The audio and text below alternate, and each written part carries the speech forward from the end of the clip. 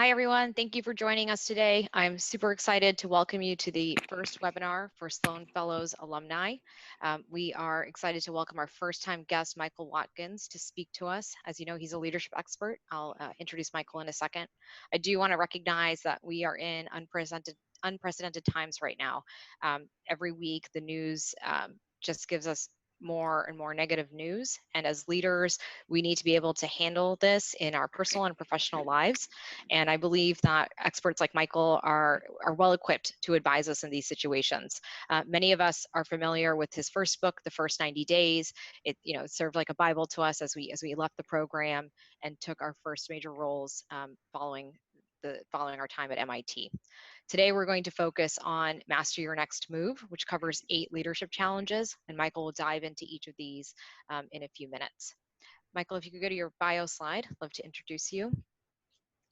And so here we have Michael Watkins. He is the founder of Genesis, which is based in Boston. It's a leadership development consultancy, and they work on global projects with all types of companies around the world, specializing in C-level coaching. Right now, he's actually in Switzerland, where he's been teaching at IMD Business School, and as you may have heard, previously taught at places like the Kennedy School and Harvard Business School as well. Michael, I'll turn it over to you. Superb. Asha, thanks very much. And hi, everybody. Really delighted to be here and spend some time with you.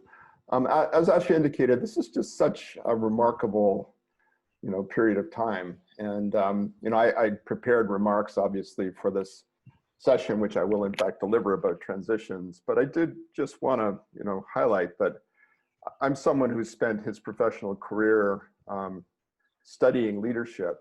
And I hadn't realized until recently that there actually was such a thing as anti-leadership. That's a joke, but it's to me extraordinary to see the impact that leadership or its absence can have on organizations, nations.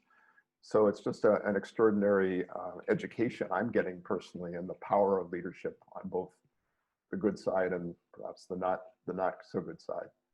I should say too that, between COVID and other challenges we're facing, my belief is that everybody basically is in transition today. That basically everybody is taking some form of new role or dealing with some form of transition.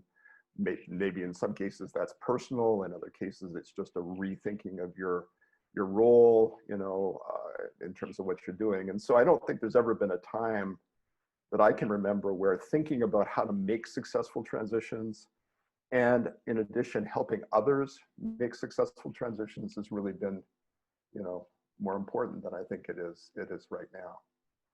I've spent my, bulk of my last 15 years focusing very specifically on how do you help leaders successfully take new roles. And we'll talk in a minute, a little poll we'll do in a minute about what are the major different kinds of roles you might be taking. But before doing that, I just want to sort of just motivate the topic a little bit, right? Transitions, why focus on transitions, why are they important? And the answer basically is that what you do in those first critical few days in a new role, and I should say, by the way, what you do in the first critical few days of a crisis can really shape everything that happens thereafter. If you're successful in, building credibility and creating momentum, it can propel you through, the remainder of your time in a job. Likewise, if you're successful in kind of reacting well early in a crisis, you can get ahead of the curve, and things that, basically, don't work very well after you've waited 2-3 days, you can get ahead of that and really, set the tone for everything that happens. Including communicating effectively, right, during times like that. But I just want to highlight that, as you think about taking new roles or indeed leading organizations through crisis, how you think about building credibility early on, how you think about creating momentum early on is really very critical, right? Because people form impressions, their confidence increases in you or it doesn't, right? And once people have formed those opinions, we know that they stick. Right? It can be very hard to change people's opinions once they've begun to make up their mind about somebody, especially about leaders. I've had the unfortunate experience in my career as a C-level coach, occasionally to be asked to help someone who's gotten themselves in real trouble. And these kinds of assignments I really hate. because it runs counter to everything I believe about getting off to a good start and laying the right foundations for being successful in a new role. And so they're kind of like rescue missions. And unfortunately, I've had a number of experiences where leaders have dug themselves into a hole, damaged key relationships, made some bad decisions, and conventional opinion has hardened around them that they're not effective. And there was really virtually nothing they could do. And so for me, that, just reinforces the criticality of doing the right things early on, right? And I think, there's that quote that you see on the screen by Will Rogers: you never get a second chance to make a first impression. When you take a new leadership role, you actually don't even get a first chance to make a first impression, because people are already going to, be learning something about you before you arrive. You're going to have a reputation, that is going to precede you to some degree. And so being really thoughtful about understanding your leadership brand and understanding how that brand is going to be perceived in the organization as you take a new role is certainly an important part of this, as is being certain that you sort of send the right messages and engage with the organization in the right ways early on. When I'm coaching the people I work with going into new roles, I spend a lot of time up front with them, helping them craft exactly what their entry messaging is going to be about themselves, about their leadership, about the posture they're going to adopt coming in, for example, focusing on learning early on, really, planning out in some detail exactly how they will engage with key stakeholders in that early period. So for those of you that are, in the process of perhaps taking a new role or could be at some point in the future, I really recommend you think hard about that, right? About how you're going to really manage that arrival into the organization. So I work mostly with leaders taking new roles at the individual level, coaching people, which is absolutely fascinating work. I always learn things, it's always remarkable to me, the complexity of taking on new roles. But I do want to highlight that there's a larger organizational phenomenon at stake here and potential to have impact on organizations. Because if you think about your own organization, it's very surprising if there's not a tremendous amount of change going on at any given point in time, right? And that can be people taking new roles, it can be people joining new teams, it can be major shifts in responsibility, for example, in response to the crisis. And so in addition to that individual level work, I'm very interested in how do you help organizations accelerate everybody going through transitions. And I just want to highlight that reality that there can be a lot at stake. There can be a lot to be gained, right, by adopting these sorts of ideas on more of an organizational level. Lots of good research. I mean, I've been actually really fortunate. I think you're fortunate as an academic and a researcher and a consultant and coach if you can have a 10% impact on people. But the reality for me is that I've been able to have a really good positive impact on people in terms of taking new roles. And there's lots of reasons why it helps to pay attention to accelerating leadership transitions. And that's partly accelerating time to performance, which I'll talk about in a second, reducing likelihood of derailment, that's really, really crucial. But there's a couple more subtle things that go on if you do a good job in this area. One of which is you increase, and there's good research to support this, you increase retention and engagement of the people that you're moving into new roles or bringing in from outside the organization. And then at a more senior level, it's really, to me, I guess, specifically, partly about how you manage overall risk to the enterprise. You're putting someone in charge of a major piece of business. That's a significant risk you're taking. And so anything you can do to mitigate or manage that risk, I think is really pretty beneficial. Just a little bit about the first 90 days. I mean, I'm going to talk about the second book, which is like the companion, if you will, to the first 90 days. But the first 90 days, was originally written back in 2003. I was in my teens at the time. That's a joke, of course. It took off in a way I never expected. We've had, subsequent editions of the book.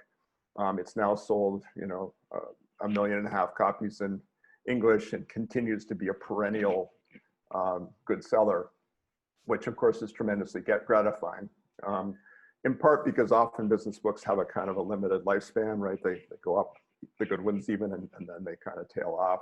Whereas this sort of hit a chord, right? I sometimes describe myself as the accidental guru, right? I didn't intend to have this happen, but it's been pretty gratifying that it has. Actually, let's back up for a sec. So you know, I designed a framework that is intended to help leaders making any transition into a new role to do so substantially more quickly and effectively than they would otherwise. And it consists, the framework, of these elements. I think it's a fairly intuitive, you know, structure. Those turquoise ones on the left are about how you understand what you're up against in a new role. How do you accelerate your learning? How do you match your strategy to the situation, the specific kinds of business situations you're facing? How do you make sure you're fully aligned with the key stakeholders that really are going to influence how you're seen in the organization? And then as you learn more and get a sense of what you need to do and expectations, how do you establish direction for the organization? How do you figure out, you know, and communicate what needs to be done, its mission, how you're going to do it, that's strategies and plans. Why should people get excited, right? That's a sense of purpose and vision. And the clearer you can get with that as early as possible, the more you then have the ability to do some of that stuff on the right side that you're seeing there, which is build your team, right? Think about how you leverage yourself through your team. And there's a whole really important piece of work that needs to be done by new leaders about assessing the teams they inherit, reshaping those teams, aligning and accelerating those teams. Early wins, right? What are you going to do to begin to, you know, focus some effort early on a few key things so you don't get too spread out, that are really going to make a difference, begin to have an impact, start to get a sense of momentum going with the organization. And then of course, there's the critical piece about organizational politics. How do you make sure that you're identifying those key stakeholders and critically building alliances, right? The necessary kind of support you really need to be fully effective in that new role, to get those early wins. And underpinning it all at the bottom, you see managing yourself, which is really about how do you maintain an equilibrium and focus and sustain your energy throughout the entire transition, because it can be, yes, exciting, fantastic, but it also can be incredibly frustrating. You know, it's often, you know, really demanding on you as you go into a new role. So how do you really be sure that, you know, you're maintaining equilibrium, you're getting good advice, you're sustaining your energy through this, you know, often very challenging process? So this was the basic framework for the first 90 days. And as I mentioned, I was fortunate, right? I mean, research has shown that if you apply this framework effectively, you can have the time it takes to get up to speed in a new role. And this is a study that I did jointly with the executive search firm Ega and Zender, looking at the impact of acceleration or transition coaching, we call it acceleration coaching, on people that were joining new organizations. And it's so, you know, as I said, it's gratifying to have this sort of impact and get a sense of, you know, the effect that it can have to, you know, create a good methodology and begin to you know, inform people about it. So little transition now, sort of why your next move, right? I mean, I obviously, you know, had a big hit with the first 90 days. And, you know, the question then was, okay, what direction to go with the research and writing and consulting beyond that? And the way I sort of thought about it, and what makes this an essential companion to the first 90 days, is that the first 90 days was a sort of a generic set of principles and tools and frameworks for making any transition. And so, and by the way, this is a trick, you know, only academics get away with. You know, basically what I said in the first 90 days was, this works for any transition. Doesn't matter, you know, what you're doing, where you're going. You know, yeah, you of course have to adjust the principles depending on what you're experiencing. But basically, if you follow this roadmap, we call it the transition roadmap, you're going to be successful.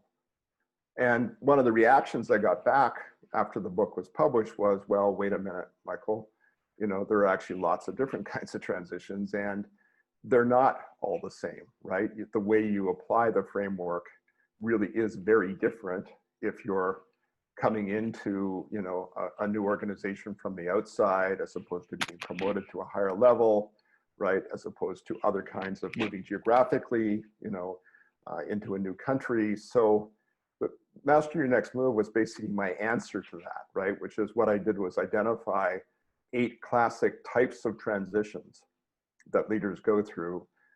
And I think you'll see when I get into it, these are transitions that leaders go through.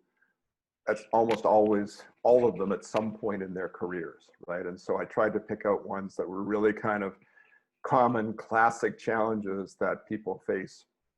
When taking new roles, and that's the basic logic, if you will, of Master Your Next Move. So I'm going to talk about these 8 types of transition challenges. And again, these were ones that I picked specifically because they're pretty common ones.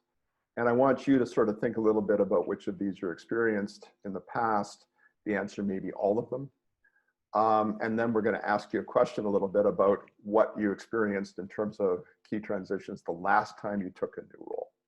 So promotions, right? Virtually everyone goes through multiple promotion experiences in their careers. If they've gotten to a senior level, promotion has a certain logic to it. Leading former peers, right? When I stand up in front of a room and ask leaders, how many of you have had the experience of, at some point in your career, of leading people who were formerly your peers, virtually every hand goes up. Corporate diplomacy, what I mean by that is moving from a situation where you've got a fair amount of authority to one where you're really operating in a much more political environment where it's all about influence. And I'll give you an example of this. So I'm coaching a senior female executive right now who went from being the country manager for a major pharmaceutical company to becoming the regional head of strategy for Europe for the same organization. And you can imagine how different those roles are, right? I mean, as a country manager, of course, you're operating in a matrix as always, and you don't have full authority to make all the calls, but you've got a fair amount of authority, as opposed to a situation where you're trying to craft a strategy, often working with all those country managers of which you were formerly one, and you don't really necessarily have much formal authority. You've got to build alliances, you've got to build coalitions, you've got to find alignments of interest and be effective in influence to move forward. Talk a little bit more about that. Onboarding into a new organization, that's coming in from the outside. International moves, a classic challenge, one I've actually gotten more interested in, especially as the range of things that people are doing. Moving internationally has changed. And then I'm going to talk a little bit about a couple of specific business-related challenges, turnarounds versus realignments. And then finally, what happens when you've got a whole rich mix of things going on, and how do you adjust and adapt in that situation? So actually, I'm just going to back up. So what I'd like to do now, Greg, if it's possible, can we just run that little poll? And the poll is basically, which of these did you go through in your last job transition? And so were you promoted? Were you leading former peers? Did you move to a situation where influence was the name of the game? Did you, onboard into an organization, move internationally, and so on? Check all that apply, right? So the likelihood, as I think you'll see when we get the poll results, is that you've actually gone through a number of these in parallel, right? Which is an important thing to realize, and I'll talk a little bit more about that in a minute. And Greg, whenever you think we've got a critical mass of participants completing the survey, why don't you just put the results up so we can take a look at them. And once we've done that, I'm just going to pause briefly and just see if there's some questions that we can take at this point. So maybe as we're waiting for the results, if you've got specific questions, why don't you put them into the Q&A function, Asha, right? Yes. I see there's a couple there already. I haven't looked at what they are. And yeah, just put in some questions. So, okay, there we go. So what I want you to do here is recognize that if you add those numbers up, because let's be specific about what I asked, right? I asked you, which of these did you go through the last time you took a new job, right? And check all that apply. And if you just add up the numbers, so that's 55, it's about 100, 150, 170, 200. So it looks like about, 250+%, right? What does that mean? Well, it means that you were going through multiple transitions in parallel, right? You were being promoted, but you're also leading former peers. You were going into an influence situation, but you also were onboarding into a new role. And it's interesting to see, by the way, though, the red bar is the one that the most of you have gone through, right? So most of you, like close to 50% of you, experienced onboarding into a new organization, which I'm going to talk a little bit more about. So why don't we just pause at that point, Asha, and to see what the questions are, if you want to fire away. Great. So Manu has a couple questions. He loved hearing the examples that you were sharing in the beginning. Are you able to share additional examples, or is there a place on the website where we could find them? Additional examples, it looks like of learning from failure. Yes. So man, a couple of things, right? So right up front in the first 90 days is a whole section about common mistakes that leaders make. And so, and it's things like sticking with what you know, right? It's things like coming in with the answer, with your mind made up about what needs to be done. It's about trying to do too much too fast. So there's a general set of, traps, if you will, then that people, fall into. And then, there's often very rich examples of specific failures, which I have to be very careful with because of confidentiality, obviously, right? But of course, the common theme often is that leaders don't come in with a learning and connecting mindset, right? Because to me, the foundations of making successful transitions, including frankly now, is really about how do you learn and connect effectively before you try to do anything, right? And again, one of the things that leaders can sometimes fall prey to, like I call it the action imperative, right? The sense that, Asha, we gave you this great new job. You feel like you need to prove that we made a good choice, right? So you're feeling often internal pressure to begin to take action, to begin to do things, perhaps before you're fully ready to do that, yeah? So second question from Anna, what guidance would Michael share for someone who's transitioning from a central global portfolio management role to a more edge customer-centric senior account role? Oh, wow, that's really an interesting one, Manu. So, obviously I need to know a little bit more about the differences between those two. But if I were guessing, right, I'd be guessing that you're operating in an organization that is more sort of direct line, accountability as opposed to a more cross-functional, integrative kind of role would be my guess, right? But I need to know, I think, more about the answer, yeah, or more about the situation to answer that question. Laura, any insights for a case in which the next move is joined by a career transition, like not only changing the role or company? My case does not really fit into the challenges presented in these books. So Laura, if I'm understanding you correctly, what you're saying is basically it's not just you're kind of being promoted or you're onboarding into a new organization, you're a marketing person, you're going to another marketing role. I'm making this up. It sounds like what's happening also is a fairly major shift in the very nature of what you're doing, right? I'm going to think of it in a minute, but there's a wonderful book that you should take a look at by a former colleague of mine at INSEAD named Herminia Ibarra. I'll try, if I get a sec, I'll try to find the book, but it's really on career transition, because career transition is obviously a very different thing than just taking a new role, right? There you're going through a transformation of yourself, what you're focusing on doing, right?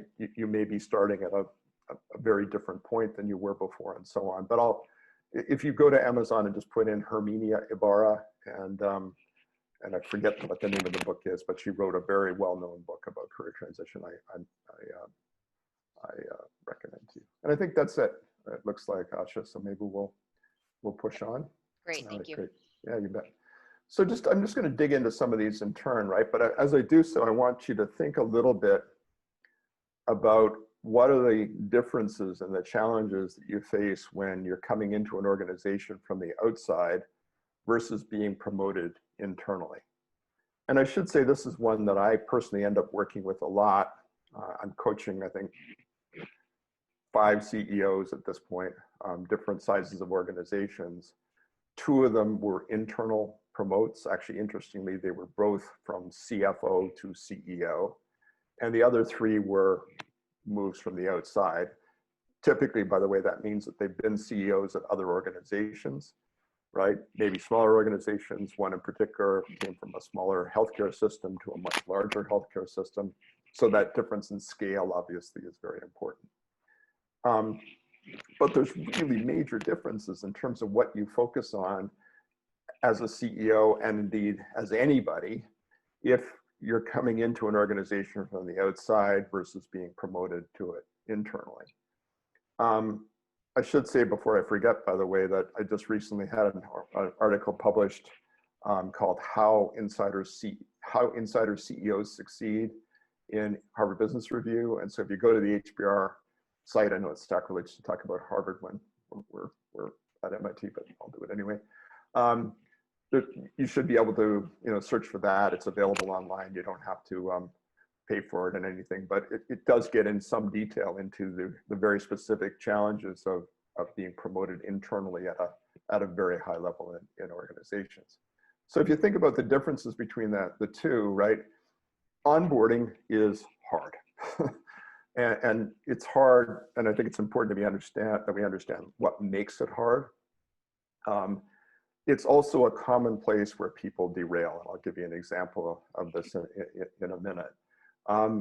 My friends at Egon Zehnder did a pretty big study of this. They looked at a big sample of executives and asked sort of why does derailment happen at the executive level, and this is the results, right? And if you look at those, it has virtually nothing to do with your ability to understand the business model or make good decisions or have the skills in the particular area, and everything to do with the culture and politics of organizations. And so to me, the essence of the onboarding challenge is really managing those cultural and political dimensions of joining a new organization, right? How do you learn to navigate the cultures of power and influence? I'll talk about that in a few minutes.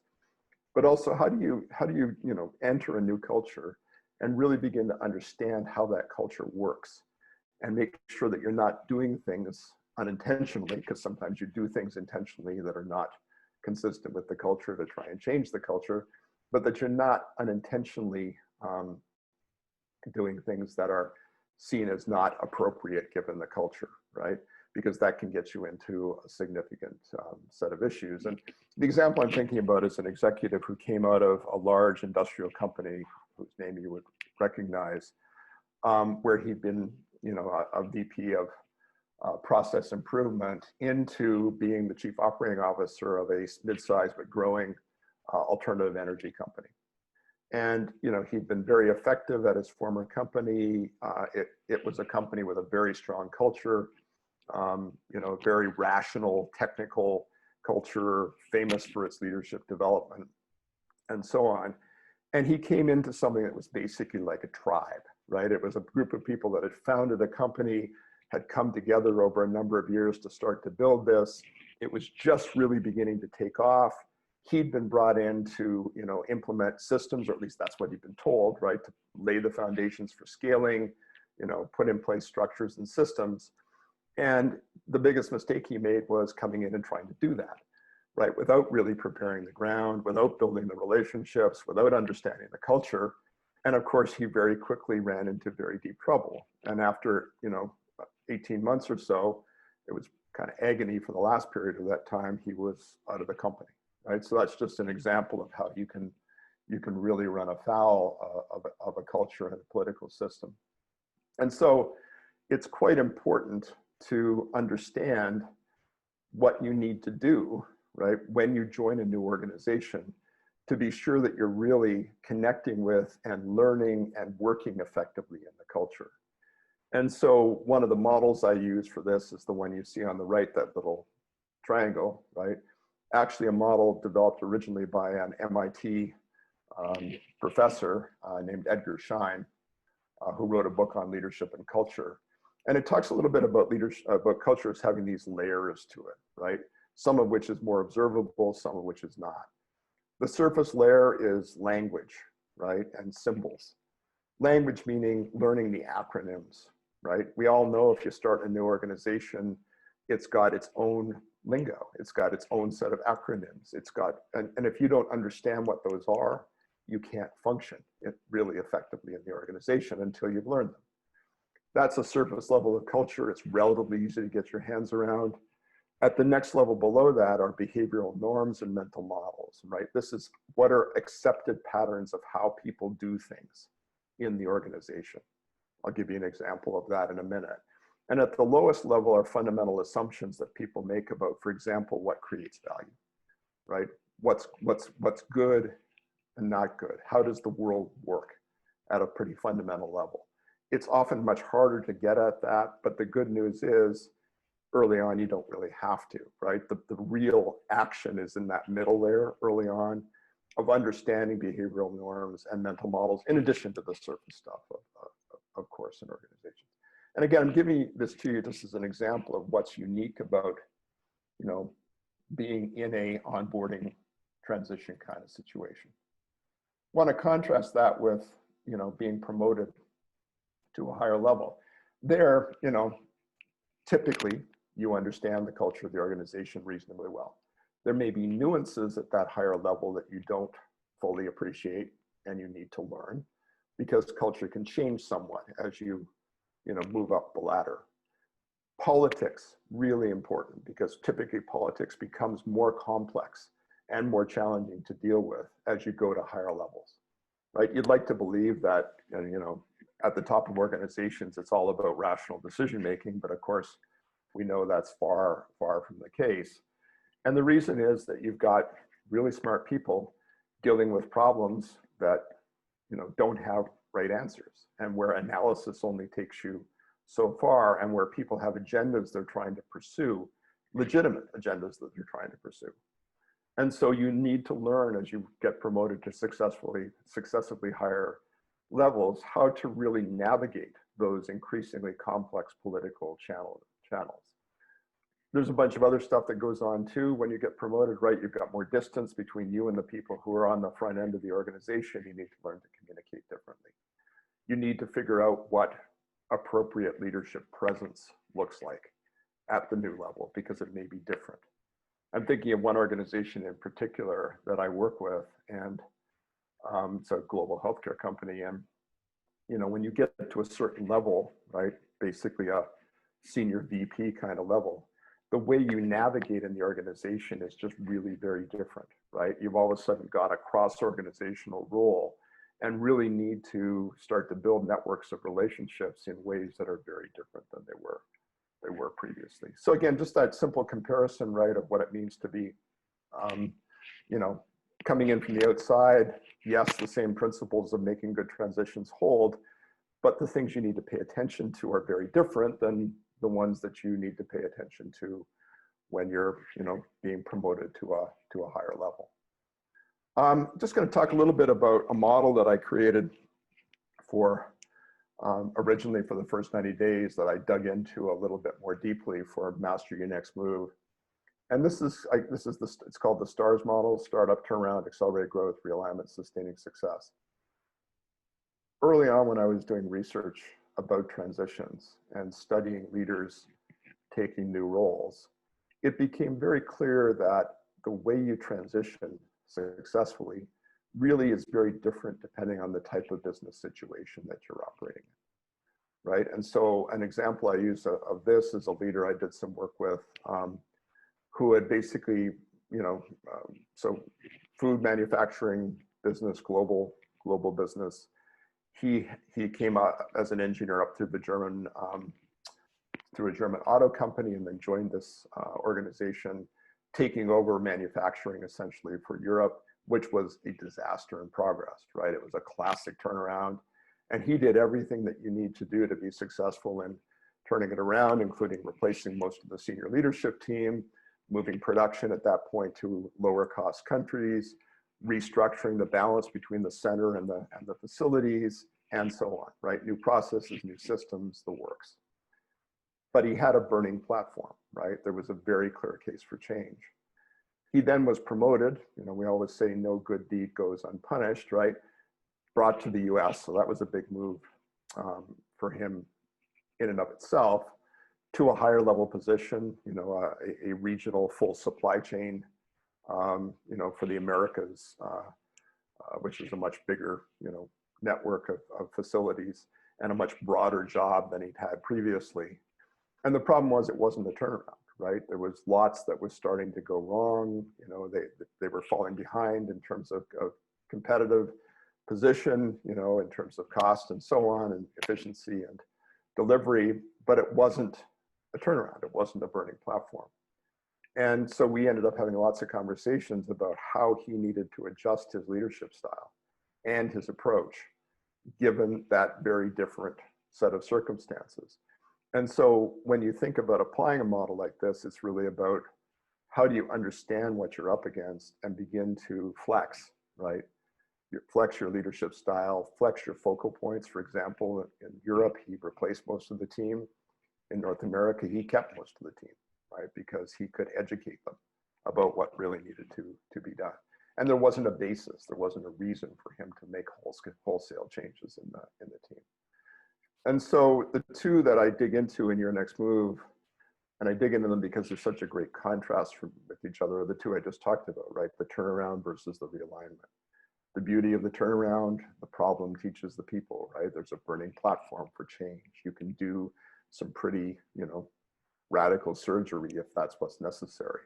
Realignment, which is, I define realignments as situations where you need to proactively change an organization before it gets to turnaround, which frankly is much more challenging often than running a turnaround, is educating people about the need for change, finding ways to begin to engage the full organization, starting with the senior leadership team on a journey, first understanding the problem, right? And that there is a problem and that change is necessary. So there's two chapters in the book that deal with those two situations. A couple others we'll just cover quickly. I mentioned earlier that virtually everybody has the experience of moving from being a peer to being the boss of peers in their careers. And very rarely do they ever want to do it again because it's really challenging, right? And why? Because you may be dealing with people who were hoping they were going to get the job. So you've got disappointed, competitors. You've got to be thinking about how you re-enlist those people. You may need to really change the nature of your relationship with some of those people, especially if they become, close colleagues and now you're now you're overseeing them. You've got to think about how to strike the right balance in establishing your authority in the situation, sorry, without overdoing it, right? And so again, this is a kind of transition that has a very specific logic associated with it. And in that particular chapter, I unpack that logic. And then finally, just a little bit on what I call corporate diplomacy. And I gave you that example of the executive who moved from the country management position to the regional strategy position, right? And it was a really rough ride for a while because she was used to operating from a position of a certain amount of authority. And so into a situation where she really had very little authority. And it was mostly about building consensus, building alliances. And so this chapter gets into some depth about how you do deeper stakeholder analysis, not superficial stakeholder analysis, how you think strategically about building momentum and creating alignments behind key ideas, which again, I think is a pretty interesting situation. So, just to sum up, right, I think as I said, and we saw from your survey results that leaders often go through multiple types of transitions in parallel, right? And so one piece of work I always do with the leaders I work with is to unpack that, right? To make sure that the leader really focuses on what are the distinct types of transitions that I'm going through, which of them are harder and why? Is it the geographic move? We didn't talk about international moves too much, but there, It can be about the family, right? And is the family establishing itself and connecting well and being reasonably happy in the new situation, and so on, right? So just that act of unpacking is really, really valuable in general. And then understanding that the more transitions you're going through, the higher the risk is. And therefore, perhaps, the more support one needs to make, the successful transition into new roles. We have clients who evaluate whether or not leaders need transition support based in part on the magnitude of the leap they're being asked to make in terms of these different kinds of transitions and the number that they're going through, which can be really quite a helpful thing to do.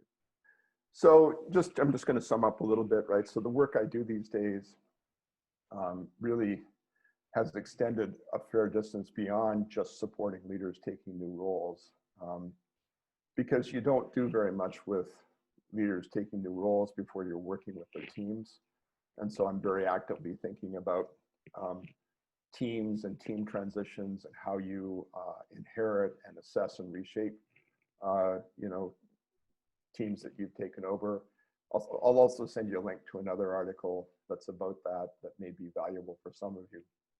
And then more and more, I'm working with leaders and their teams and how they're thinking about transforming their organizations, because there's virtually no organization these days that isn't in some form of transition.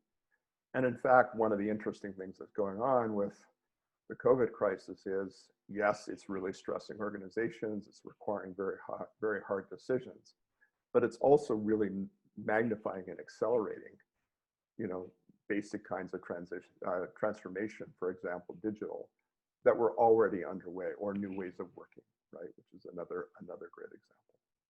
So with that, I'm just going to close up and we'll take some final comments. Actually, just a couple of final remarks, right? With regard to the current situation. Very early on, I had the pleasure of sitting in on an executive team meeting, senior executive quality, chief quality officer and their team, and hearing them talk about the challenges they were facing with members of their own teams. And one of the people on the team, and he knew it wasn't an original quote, but I still really liked it and I picked it up, said, "We need to understand that we're in the same storm, but in very different boats. And therefore, as we begin to think about managing our people, right, recognizing, the magnitude of the challenges that those people are facing right now, and the implications for the energy, right, that they have available to devote to, important pieces of work." And the particular context for this was the leader and the team talking about how fast to push forward with a transformation that had already been initiated before the COVID-19 crisis. And then had taken a pause, right, while they kind of sorted things out. You can imagine, chief quality officer, supply chain issues, global, organization. There was a lot to do.